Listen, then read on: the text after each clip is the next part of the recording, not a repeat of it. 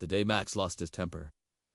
It was one of those days when nothing went right. The morning started off with Max spilling orange juice all over his new white shirt. Then he got a flat tire on his way to school. And when he got to class, Mr. Williams, the history teacher, gave them a pop quiz. "Pop quiz," Mr. Williams said, handing out the papers. "I'm not going to take this," Max muttered under his breath. He knew that if he didn't get at least a B on this quiz, his parents would be disappointed. Max scanned the questions. Most of them were easy, but there were a few that were really challenging. As the minutes ticked by, Max found himself getting more and more frustrated. He knew he wasn't going to finish on time. He glanced at the other students. They were all diligently writing their answers. Sarah, the smartest girl in class, was highlighting her answers. Mr. Williams walked around the room, checking their work and collecting the quizzes when he came across Max. "Are you finished, Max?" he asked. Max shook his head, his face burning with shame. He knew he was the only one who hadn't finished. Mr. Williams frowned. "Well, hand it in anyway," he said. When the bell rang, Max was so embarrassed that he wanted to disappear. He handed in his quiz and slumped into his chair. The other students filed out of the classroom, chattering about the weekend's plans. Max stayed seated, burying his head in his arms. He could hear the angry voices of his parents in his head. "You never study.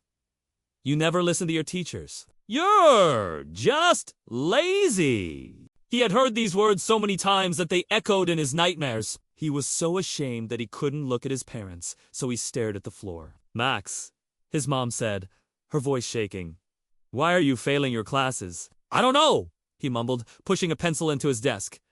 "Don't know what?" "Don't know how to read or write or think or speak," his dad roared. He slapped Max across the face. It burned like fire. Max finally looked up. Tears welled up in his eyes. He stood up, his hands clenched into fists. "That's enough," he yelled.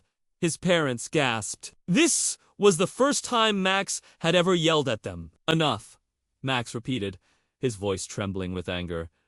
"I hate you both." His parents looked at each other in disbelief. "How could you say such a thing?" his mother cried. "I said I hate you both!" Max yelled, throwing the pencil on the table. "I wish you had never met." He ran out of the house. Max kept running until he reached the park. He sat down on a nearby bench, trying to calm himself. What had come over him? Why did he yell at his parents? He knew they were strict, but he loved them, or at least he thought he did. Maybe he was wrong. Maybe they didn't love him. A tear rolled down his cheek. As he wiped it away, he noticed an old man sitting on a bench across from him. The old man smiled at Max and beckoned for him to come closer. "Why are you sad, young man?" he asked. Max hesitated. He didn't want to talk about his problems. It felt good to have someone to talk to. "My parents are too strict," Max admitted.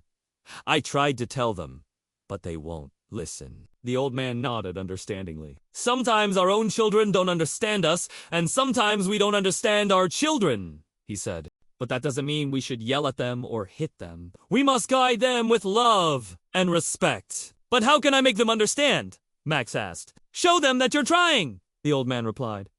"Don't just say you're sorry. Show them that you're sorry. Do something nice for them, something that shows how much you love them." "You're right," Max said, feeling ashamed. He had never thought of showing his parents he was sorry. He always just said he was sorry. When Max got home, his parents were waiting for him. "We need to talk," his dad said. Max knew what they were going to say. They were going to tell him how disappointed he had made them. But instead, Max surprised them. "Mom, Dad, I'm sorry I yelled at you and I'm sorry I said I hate you. I know I haven't been the best son, but I want you to know that I love you." His parents' faces soft. They hugged Max, tears streaming down their faces. "We're sorry we yelled at you, Max. We were only trying to help." "I know, Mom, Dad. I'm sorry, I didn't understand." From that day on, Max tried to show his parents how much he loved them. He made them breakfast in bed, did the dishes without being asked, and helped his dad fix the car. Most importantly, he talked to them. He told them about his day, his friends, and even his dreams. His parents listened, and that made Max feel loved.